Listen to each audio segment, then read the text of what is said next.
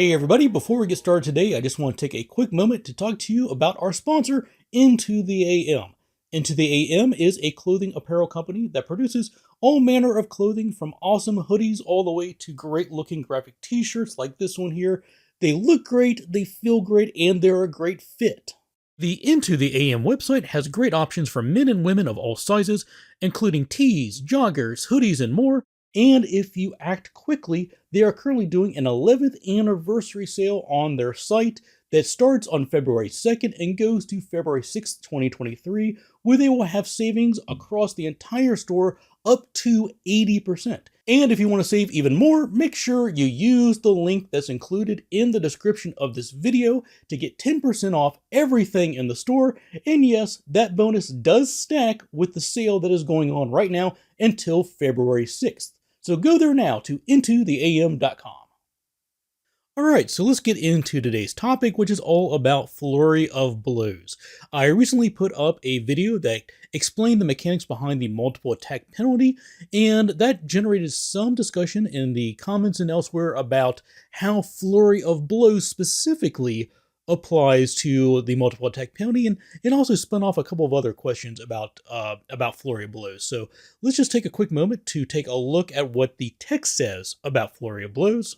Flurry of Blows takes one action, has the Flourish and Monk traits, and it says make 2 unarmed strikes.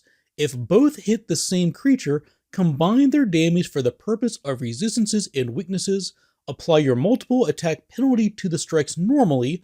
As it has the Flourish trait, you can use Flurry of Blows only once per turn. Alright, so the main question that pops up is about the multiple attack penalty and the line that says, apply your multiple attack penalty to the strikes normally. So that question becomes like, what is normally? And specifically, people who watch my video on the multiple attack penalty know that anytime you take an attack action, it's going to have diminishing returns. So the first time you use an attack action, it's going to have no penalty. The second time, it's going to be made at -5 or -4 if you're using an agile weapon. And then the third and further is going to be -10 or -8 if you're using an agile weapon. And the way you can tell if something is an attack action is it's going to have the attack trait, which is where you can probably see the confusion here starts, because it says we're going to apply the multiple attack penalty normally, but Flurry of Blows, it doesn't have the attack trait. So is Flurry of Blows an attack action? If it doesn't have that trait, then it's not an attack action. And if it's not an attack action, then applying that penalty normally would mean you don't apply it, right? Well, I can see where the confusion comes from, especially if you are one of the folks who's new to Pathfinder 2nd Edition. And this is an excellent opportunity for us to talk about something called subordinate actions. Subordinate actions are basically when other actions are nested within an action.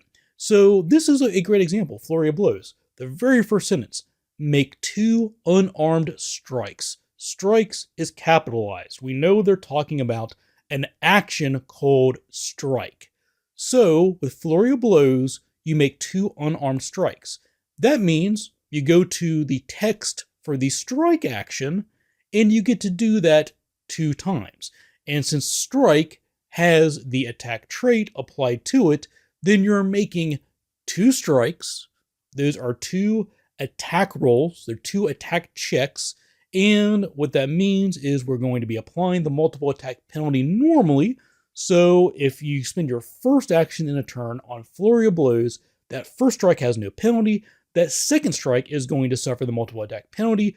So that then brings up one of the other questions, which is, well, what's the benefit here? If it lets us make 2 unarmed strikes, and those 2 unarmed strikes are both going to suffer the multiple attack penalty anyway, then what's the benefit of a monk's Flurry of Blows?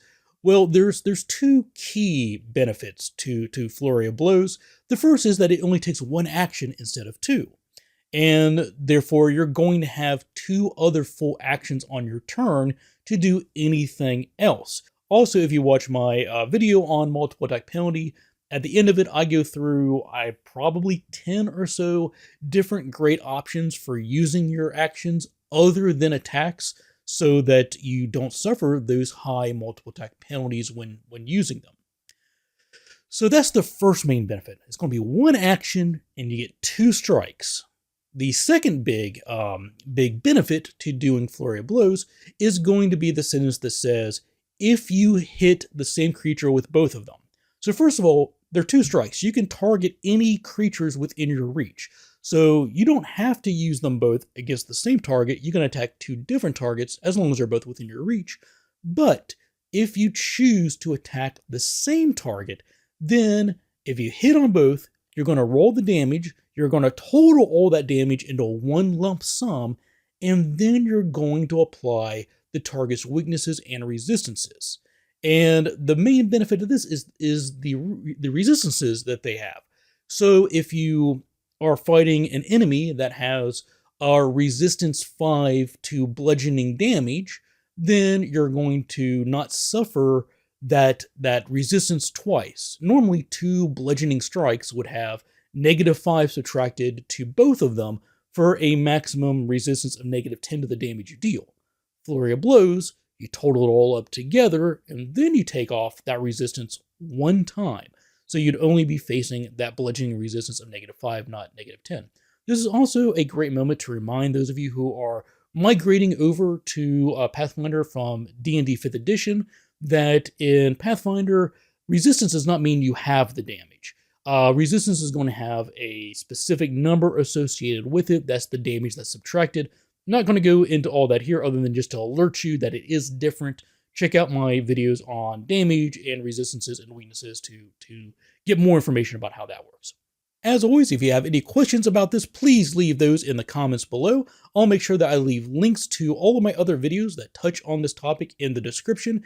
And as always, I want to take a quick moment to say thank you to everybody out there who supports me, whether that's by clicking the like button, subscribing to the Patreon, subscribing to this channel, buying a super thanks, going to Into the AM, supporting my sponsors during their big 80% off sale, and buying a bunch of awesome t-shirts and hoodies like I have. It all adds up, and I greatly appreciate everything you folks do to support me in this channel. And with that, thanks for watching, take care, and happy gaming.